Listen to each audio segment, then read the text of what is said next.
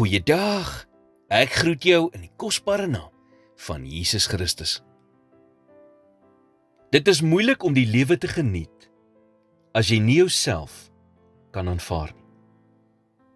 Mense wat nie geleer het om hulle self te aanvaar en om met hulle self oor die weg te kom nie, vind dit moeilik om ander te aanvaar en om met ander oor die weg te kom.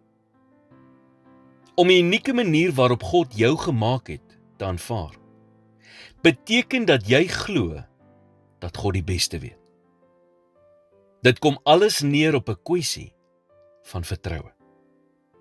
Glo jy dat God 'n fout gemaak het toe hy jou gemaak het?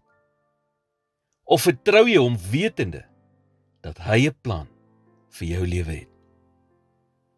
Om jouself te aanvaar, moet jy eerstens nooit negatiewe dinge oor jouself sê of dink, soos ek kan niks reg doen nie, of ek sal nooit verander nie, of ek is lelik of dom.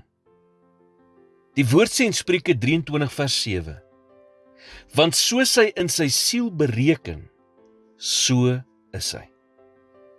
Met ander woorde, soos wat jy in jou hart bedink, so sal jy wees. Tweedens, moet nooit jouself met ander vergelyk nie.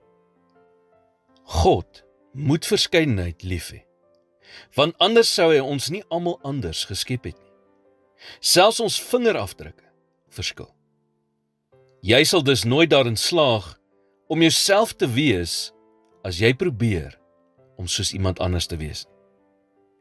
Derdens, moet jy dit waag om anders te wees.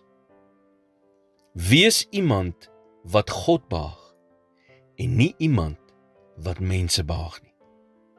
As jy dit waag om anders te wees, sal jy kritiek moet verwag.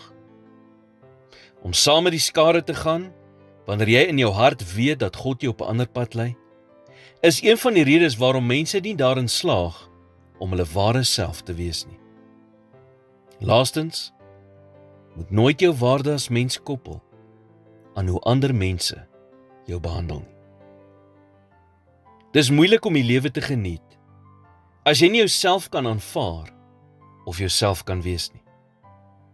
So wil jy nie vandag die wêreld en jouself 'n guns doen en net jouself wees nie.